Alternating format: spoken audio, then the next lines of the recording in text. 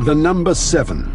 It may be the unluckiest of numbers, because 7 is the number that counts down to Armageddon and the end of time. 7 angels usher in unimaginable calamity, and 7 vials hold the poisons that will destroy us all. Each is triggered over a 7-year period that begins at the precise moment that a savior breaks the first of 7 seals.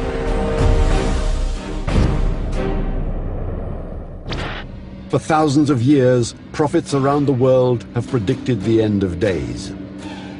More than one suggests the apocalypse is fast approaching. We call this theoretical convergence between doomsday prophecies and today's events the Nostradamus effect.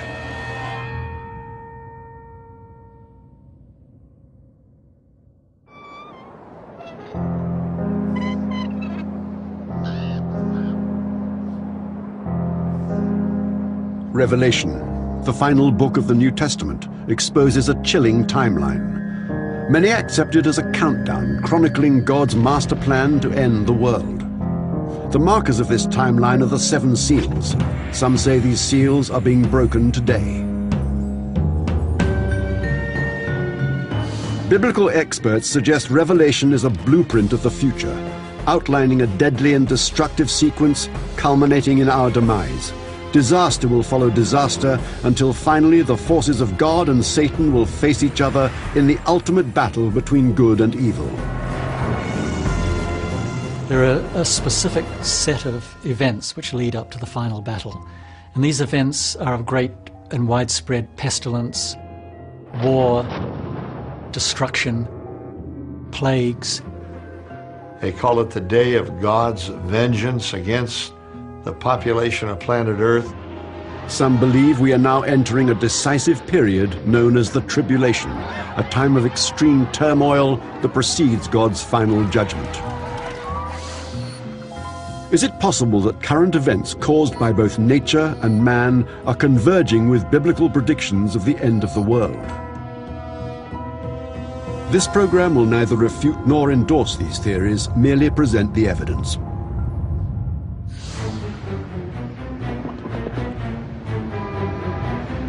Today, believers are seeking connections between the book of Revelation and science in order to determine whether any of the biblical 7 seals have already been broken. But even amongst those who believe that they have indeed been broken, debate still rages. Many disagree about where our own age fits into the timeline, said to be marked by the seals. Are we in the middle of the sequence, as some suggest? If so, when will the final seal, supposedly igniting the end of everything, be broken?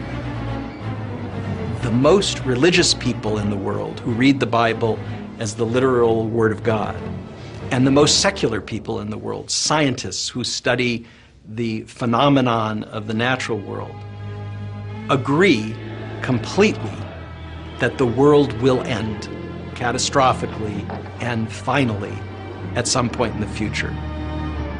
Believers search for a way to determine whether Revelation's prophecies may be converging with both religion and today's unrest to herald the end of days.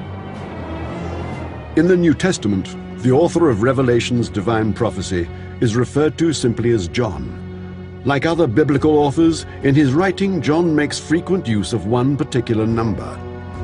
The number 7 figures very importantly in the book of Revelation, almost obsessively or compulsively. The author resorts again and again to the number 7. The number 7 is very significant in the Bible, going all the way back to the beginning of the world when God made the earth in 6 days and rested on the 7th. According to John, the number 7 plays an equally crucial role in the end of the world.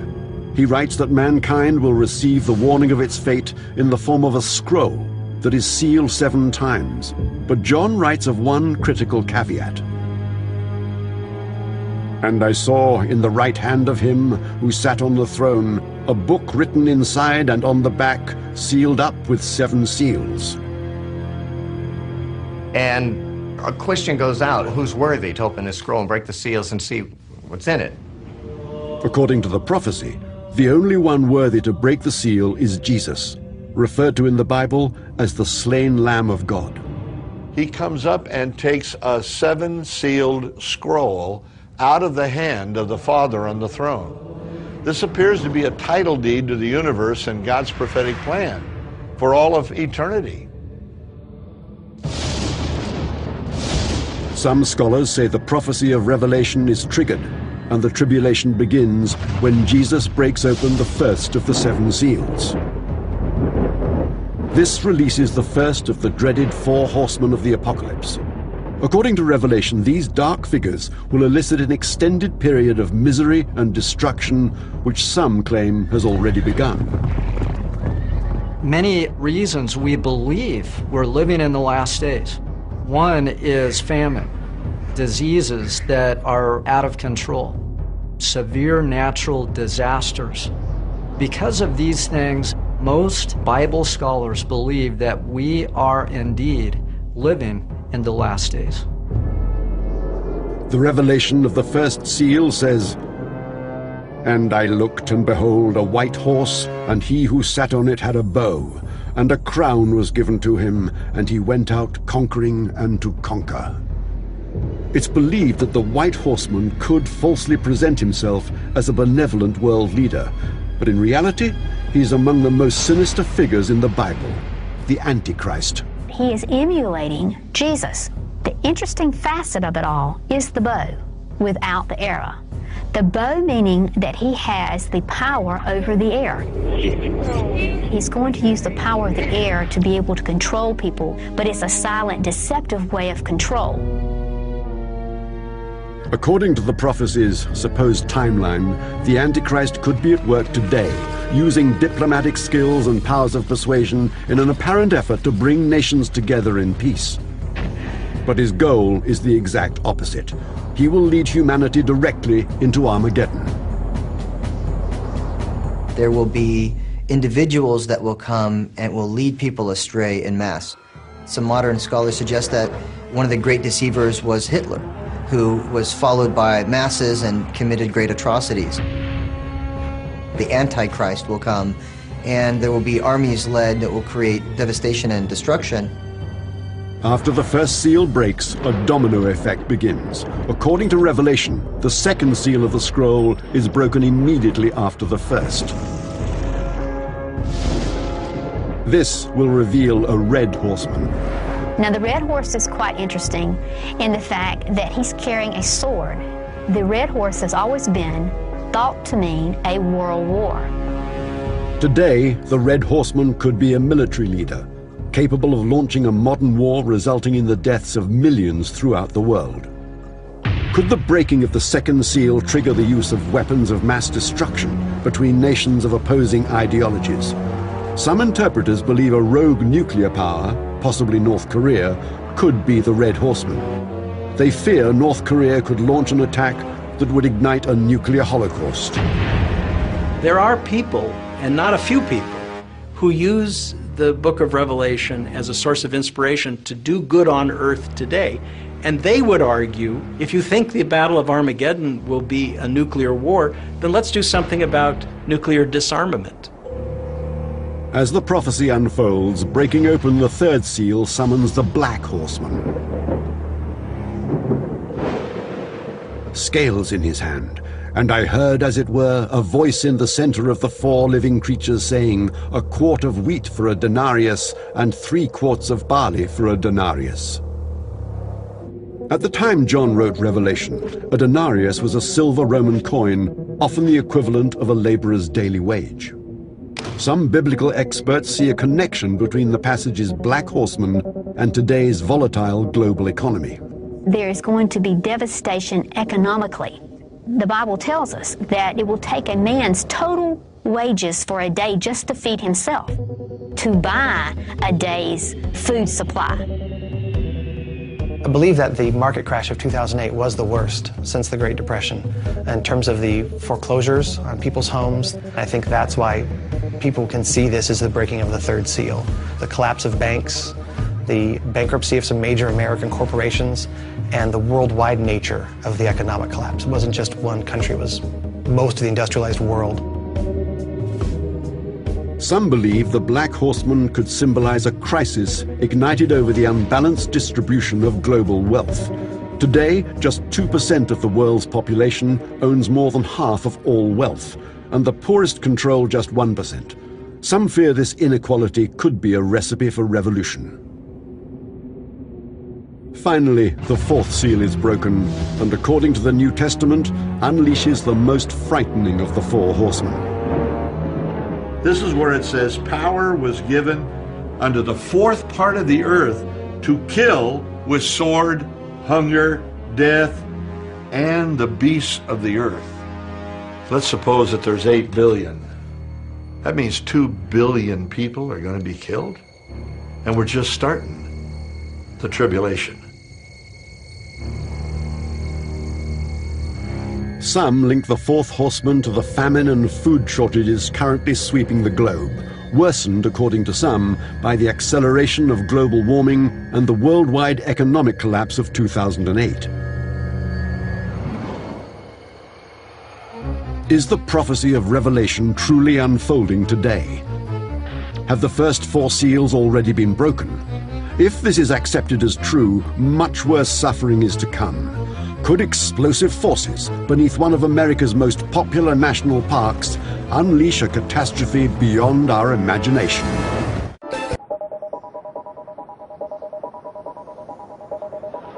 Dramatic upheavals are occurring around the world today. Some believe that Revelation, the final book of the New Testament, reflects this extreme period in the form of a timeline portending a global apocalypse. The timeline is measured by the breaking of 7 seals, and for believers, the breaking of the seals is irrefutably linked to today's escalating turmoil. We live in a time where we have witnessed horrible, tragic, catastrophic events, the most obvious of which is the terror attacks on 9/11. That event agitated a fresh upwelling of prophetic gloom. Surely these are events that were predicted in Revelation. But are divine forces actually beginning to break the seals? Is there any evidence that supports this hypothesis? Clues may be found in the text of Revelation written by John. John sees the Christian martyrs in heaven crying out, God, how long before we're vindicated for the blood that was shed on our part? This speaks to a fundamental belief underlying not only the timeline in Revelation, but also Christian faith, which states that believers will be saved by the grace of God. The rest will suffer God's wrath, as unfathomable mayhem comes to destroy everything we know. According to Revelation, that mayhem intensifies as the 6th seal is broken. Many link it to the onset of unprecedented natural disasters. John writes, when he broke the 6th seal, and there was a great earthquake, and the sky was split apart like a scroll, every mountain and island were moved out of their places. On the 15th of July 2009, a magnitude 7.8 earthquake struck off New Zealand's western coast, twisting the tip of South Island 12 inches closer to Australia. It was one in a series of recent, powerful, and seemingly more frequent tremors. New Zealand, Indonesia, Japan, and the western edge of North and South America all precariously surround the Pacific tectonic plate. This circle makes what is known as the Ring of Fire. This vast rim is a seismic danger zone that may be poised for a catastrophic earthquake of unparalleled magnitude. The largest earthquake that we're aware of happened in Chile in 1960. In May of that year, they had a magnitude 9.5 earthquake. And that magnitude 9.5 earthquake shook 600-mile long stretch of Chile for 5 minutes. In the days following the earthquake, several of the local volcanoes began erupting, and they were undoubtedly triggered by the earthquake. Volcanoes may also place the Pacific Rim and western United States in grave danger. The Ring of Fire has 452 volcanoes. One of them, Mount St. Helens in Washington state, erupted in 1980. The Mount St. Helens eruption in 1980 was the most destructive volcano in the history of the United States. One reason why it caused so much damage is stuff built up underneath it, and you had a cataclysmic eruption. There was an explosion. The powerful eruption killed 57 people. It also destroyed 200 homes, 27 bridges, 15 miles of railway, and 185 miles of road. Does Revelation describe a massive eruption as the consequence of breaking the sixth seal? Believers say it does. But which are the most powerful volcanoes on Earth? A so-called supervolcano under Yellowstone National Park last erupted 640,000 years ago. Scientists have deduced that a new eruption is long overdue. Supervolcanoes. These are eruption events that are thousands of times greater than what happened at Mount St. Helens. That last event, 640,000 years ago, deposited thick ash over about half the area of the 48 United States, wound up creating a dust cloud that enveloped the whole Earth and changed the climate of the Earth. If the Yellowstone supervolcano erupted, the resulting ash could block out the sun for 40 years. A volcano the size of Yellowstone would put a tremendous amount of dust in the atmosphere, aerosols in the atmosphere. Hydrogen sulfide would go into the air, change the reflectivity of the sunlight on the Earth's surface. We'd expect decades of major global cooling in that case because of those aerosols. In addition, tremendous amounts of ash would be spewed out across the United States. Other cultures have also prophesied alarming geologic catastrophes. The Indians, Cherokee and Hopi and others, saw the world eventually coming to the point where it would break apart with a mighty earthquake. If the sixth seal does correspond to today's natural disasters, then Revelation emphasizes that the calamities will become so powerful and widespread that no place on earth will be safe. Will it matter if we live in Europe or Asia or Australia or North Idaho? The Bible's very clear that it's going to happen all over the world, that humanity just can't hide from the final events. I believe that those that live in the country will have it a little bit easier than those that live in the city, but ultimately it's coming wherever we are. Believers in Revelation accept that no horrors in history will compare to those that coincide with the first six seals. But they also believe that these horrors will be dwarfed by those corresponding to the seventh and final seal. We live in a world that is changing profoundly and fast, and that is facing threats that seem apocalyptic to us. We worry about global warming, overpopulation. It's necessary only to open the newspaper or turn on CNN to see headlines which, in the eyes of some readers of Revelation, will be sure proof that the biblical prophecies are coming true at last. Just think about in the last couple of years, we have seen devastating hurricanes. We have seen devastating tornadoes. We've encountered earthquakes very high on the Richter scale. If you look at how fast they are happening and how much closer together they are coming, as we get closer to the end of days, they almost will come right on top of each other.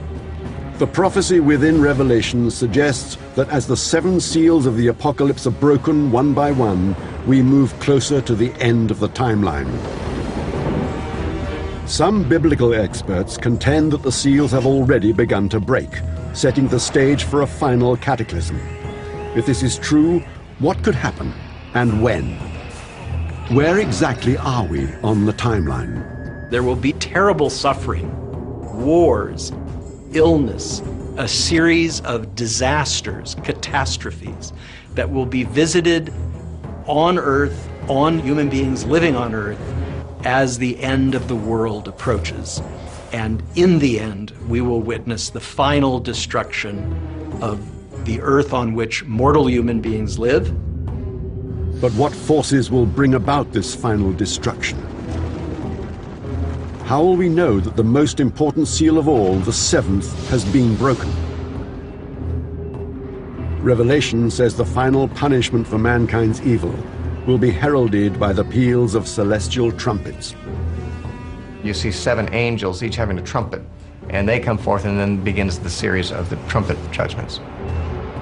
Some believe that these judgments will be natural disasters of unprecedented magnitude. They look to science for answers, as they theorize that the cryptic text in Revelation may allude to physical forces on or beyond Earth. Some New Testament scholars say that this and biblical references to fire falling from the sky could be interpreted as asteroids. A collision between an asteroid and the Earth may be the catastrophic event predicted in another verse from Revelation. The third angel sounded his trumpet, and a great star, blazing like a torch, fell from the sky.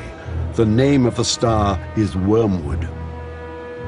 Some believe that Revelation's author, John, is not specifying a star in this passage, but a comet or asteroid.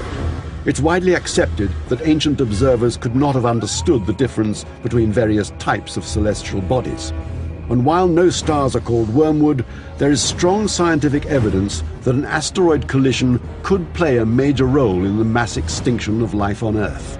Astronomers now believe that all 3 generations of dinosaurs, Triassic, Jurassic, and Cretaceous, were brought to extinction, at least in part by extraterrestrial collision events, giant comets and asteroids striking the Earth. If something that big were to happen, humanity wouldn't survive. A collision between Earth and an asteroid just a few miles in diameter could release as much energy as 1,000 nuclear weapons detonated simultaneously. In Winslow, Arizona, a crater that's almost a mile in diameter, that was caused by a rock that was only 100 feet across.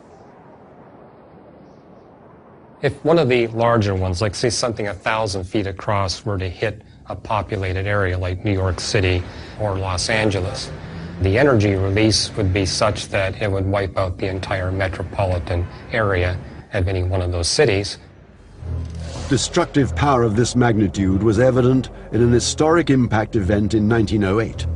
An extraterrestrial body, probably a comet or asteroid, entered Earth's atmosphere and exploded over central Siberia, flattening over 700 square miles of the Tunguska forest. The region was so remote that only 1 death was reported. As recently as 2006, a half-mile wide asteroid, large enough to cause catastrophic climate change and disrupt the world's agricultural production, came within just 24 hours of smashing into Earth. In space terms, a near miss. Astronomers today are tracking hundreds, if not thousands, of asteroids and comets out there that could make a close pass of the Earth. About as large as they get is about 1 kilometer across. And so yes, there is a serious effort to track those, because if they were to strike the Earth, it could cause a lot of damage.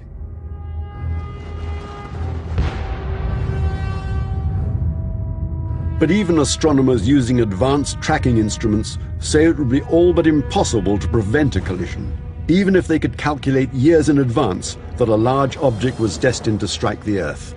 No technology currently exists to deflect it or protect us from its impact. Some believe that the horrific aftermath of such an impact is described in this passage from Revelation. And the third part of the sun was smitten, and the third part of the moon, and the third part of the stars, so as the third part of them was darkened. If a large asteroid or comet were to strike Earth in our lifetime, it would send millions of tons of debris into our atmosphere for years. This would virtually imprison us in a cloud of dust, cutting us off from the life-giving sun. Is this the scenario described in Revelation? Then the book of Revelation continues that more trumpets will blast and even greater anarchy will unfold. And so this starts tremendous calamity. It says there came out of the smoke locusts upon the earth. According to Revelation, when yet another trumpet sounds, a giant army will pillage the earth. Its mission, to slay the third part of men, and the number of the army of the horsemen, 200,000. Many experts interpret this to mean that an army, 200 million strong, will wage war against its enemies, slaughtering populations across the globe. But who could summon such a massive force?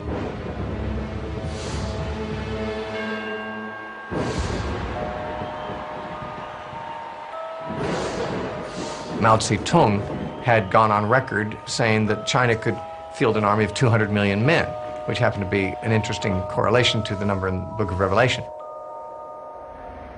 No one suggests that the Chinese militia is an army of Satan, only that it demonstrates that an army of 200 million is possible. Whatever the allegiance of this formidable force, Revelation states it will destroy 1/3 of the Earth's population. But according to the text, even greater tribulations will follow. What will happen when the Antichrist finally reveals himself to the world? Many biblical experts believe that our current age coincides with a doomsday timeline. Some fear we may be swiftly approaching its end and are trying to decipher exactly where in this countdown we supposedly find ourselves today. For them, a clue that the seventh and final seal may be broken perhaps lies in another book of the Bible. Daniel chapter 12 verse 4 talks about in the time of the end, it says knowledge shall be increased. We've seen an escalation of knowledge that is unprecedented in the history of the world. We have satellites, we have internet, fiber optics, all the technology of these days. And to me it's very clear when I look at world events that we're definitely getting close to the big day. The dark prophecies in the book of Daniel are also reflected in Revelation, that the tribulation will build in intensity as 7 angels, one after another, sound trumpets that signal distinct catastrophic events. When the 7th trumpet sounds, it heralds the most horrific events of all, orchestrated by Satan and 2 earthly allies. One of the most striking features of the book of Revelation is that it's filled with satanic villains. The principal villain is Satan himself, who's depicted in Revelation as a dragon with many heads and many horns. But he has 2 helpers on earth who are referred to as the beast from the sea and the beast from the land. All of them are understood to be symbolic references to human beings who will put themselves in service to Satan, who will hold positions of earthly power, who will lead earthly armies into battle. Biblical experts believe the beast from the sea is Satan's chief emissary, the Antichrist. The beast from the land is another figure, Satan's aide, known as the false prophet. You have an unholy trinity, the devil, the Antichrist, and the false prophet, and the devil is trying to make the world believe he's God.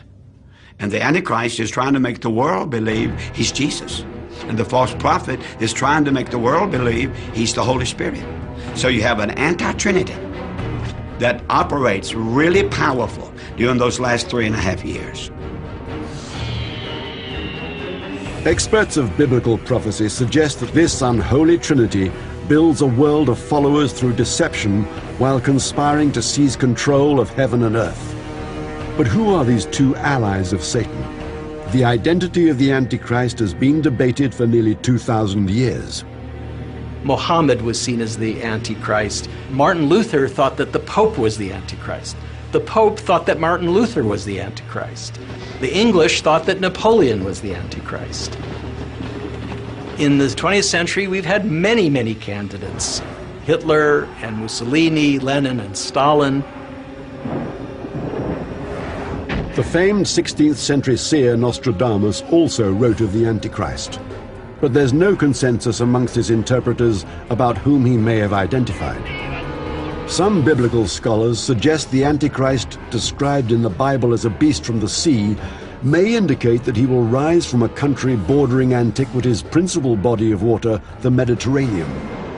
Revelation states he is destined to confront Jesus Christ, but not before a critical series of events takes place.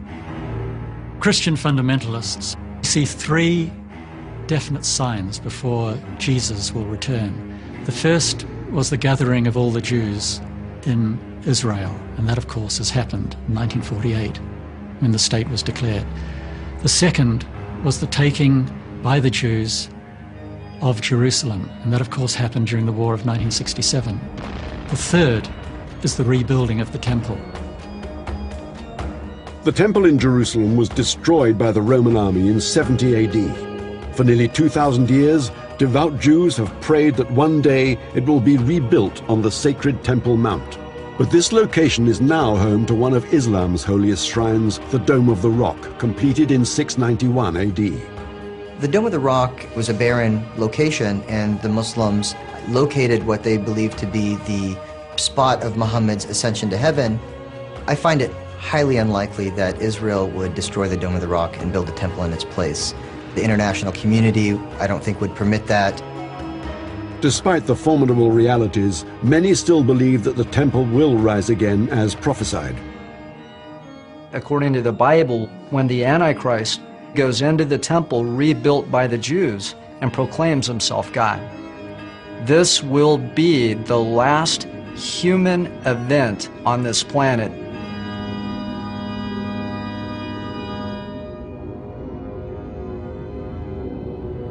Revelation describes that as the Antichrist and the unholy Trinity seduce mankind, a final horrific series of disasters strikes. The biblical text describes them as 7 vials containing the poison of God's further wrath.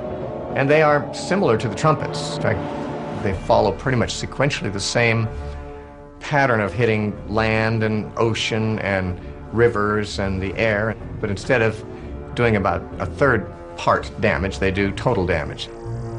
Revelation depicts this wave of disasters as the final sweep to exterminate all those who refuse to follow God. The scenario described is gruesome. When the angels release the contents of their vials, pestilence and disease run wild. The outbreak Revelation describes is on such a magnified scale that it would dwarf the greatest pandemic crises global health organizations have ever faced. We are in the midst of a pandemic right now. The H1N1, or the swine flu virus, is in a pandemic alert state of 6 by the WHO. This is a flu which has crossed species.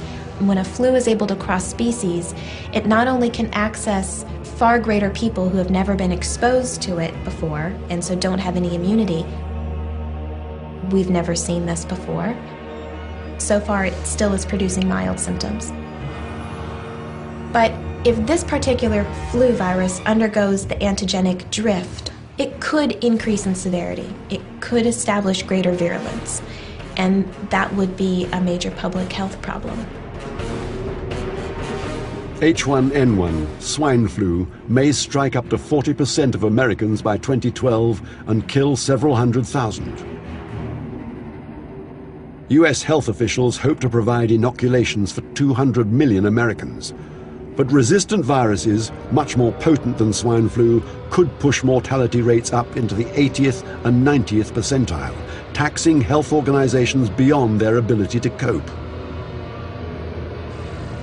This may mean we'd be virtually defenseless against a plague of such extreme proportions. A global medical crisis could be amplified by yet another catastrophe chronicled in Revelation, where seas become blood and the blood of animals and humans mingle. Some interpreters say this part of Revelation's prophecy suggests the world's water supply will be rendered undrinkable, possibly by the rotting, plague-ridden bodies of millions of victims. The Bible text states that other poisons flow from each vial in turn until the world is nearly desolate.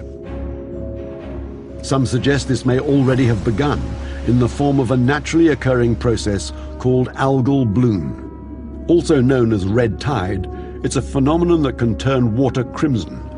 A high concentration of microscopic algae produces harmful neurotoxins that can kill fish, birds, and marine mammals. Spread globally, millions would die. Some suggest this will be the punishment for our failures as environmental stewards of the planet.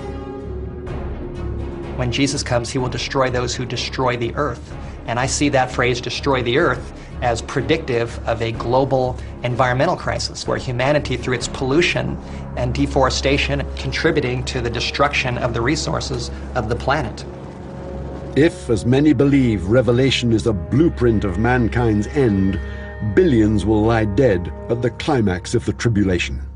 The book of Revelation is like a lens or a magnifying glass or a telescope through which we can peer and ponder this great mystery of endings. Revelation is full of monsters, it's full of catastrophe, it's full of villains and evil figures, and surely the author of Revelation was a great creative genius who understood how to stand in a room and address an audience and provoke that kind of anxiety and fascination that we also feel when we sit in a movie theater. But the apocalyptic scenario in Revelation does not end with the climax of the tribulation. The devastated earth will be the stage for one final battle. The forces of the Antichrist will stand against the army of Jesus. But this Son of God will not be the Prince of Peace, known to millions of people.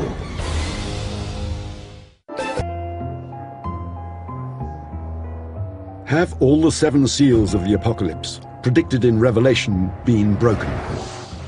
Is it possible that we've counted down to a supposed Armageddon?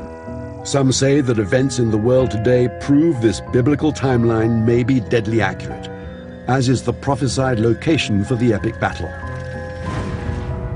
The world's 3 major religions, Judaism, Christianity, and Islam, converge in the nation of Israel. Given the region's long violent past and present, some interpreters believe it's a likely flashpoint for a pivotal conflict, the Battle of Armageddon. Some people think that the plain, called the Plain of Esdraelon, a big agricultural area between Samaria and Galilee and Israel. Some people believe that's the valley of Megiddo, the valley of Armageddon. Megiddo's location at the crossroads of a vital ancient trade route made it a coveted prize amongst warring factions in antiquity. Biblical scholars believe that its long history as a key battleground inspired Revelation's author John to designate it as the site of the ultimate showdown between God and Satan. According to Revelation, Jesus will emerge from the heavens on a white horse to lead God's assembled forces. But the text portrays him as anything but the benevolent Savior known to his followers. His eyes are a flame of fire, and he is clothed with a robe dipped in blood. From his mouth comes a sharp sword, so that with it he may smite the nations, and he will rule them with a rod of iron. Now, it's utterly impossible to reconcile the Jesus of the book of Revelation, who has blood-stained robes and is leaving blood for hundreds of miles around the battle site, with the gentle Jesus, the loving Jesus of the Sermon on the Mount. The two are not the same figure. Revelation describes how the warrior Jesus will advance with his army. His foe will be the Antichrist. His forces culled from the nations he is deceived into worshipping him. The forces of good ultimately prevail over the unholy Trinity after their years of deception. They'll be cast in the lake of fire. The devil will be cast in that. The false prophet, the Antichrist, and all those who took the mark of the beast. So ends Revelation's description of the Battle of Armageddon. Drawing any correlation between this biblical prophecy and current events is problematic, as it speaks of supernatural figures clashing in a supernatural context. But in one profound sense, the prophecy and the present may be converging. Something like 60% of Americans believe the events in the book of Revelation will come to pass. Now, this is extremely dangerous, because how can we not say that if we believe something, that we don't act in such a way as to make it happen? If we believe that there's going to be a big war in the Middle East and Jesus is going to come back and save the world, then we might just let our behavior be affected by that belief and allow it to occur. It's an intriguing possibility. At its heart is what could be considered a curious, fatal attraction to Revelation's prophecy. The great tradition of Revelation over 20 centuries is that every new generation comes to the text, reads it, and is convinced that it describes events that will take place in their own lifetime. It is a habit of our mind in Western tradition to look for signs of the end. And I believe it's a habit that was formed literally by what we read in Revelation. But surprisingly, this inclination amongst millions of people may not stem from a morbid fascination with mayhem. Instead, it might be rooted in the perception that Revelation is ultimately a story of hope. Inevitably, there'll be a general judgment of the world and all that, but at least if it happens in our day, the end of all evil will be seen in our lifetime. This leading period is one of great pestilence, plague, wars, economic collapse, destruction. It's a period of great suffering to all the people who have to live through it. But at the end, Jesus comes, the final battle is fought, Satan is defeated. It all becomes worthwhile. The fact remains that we have this idea of the final destruction of evil. But if the horrors of Revelation did come to pass, will the vanquishing of evil be of any satisfaction to the few remaining survivors? According to the biblical text, they'll find comfort in a remade world. And God himself shall be among them, and he shall wipe away every tear from their eyes, and any mourning or crying or pain.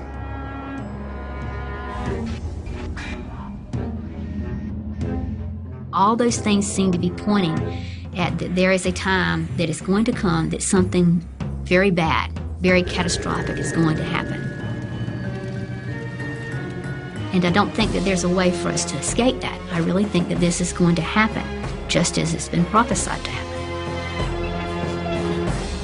Only time will tell. Based on human behavior over the past 100 years, it seems likely that millions in this generation will look to Revelation for clues about the apocalypse, wondering when and how the end will begin.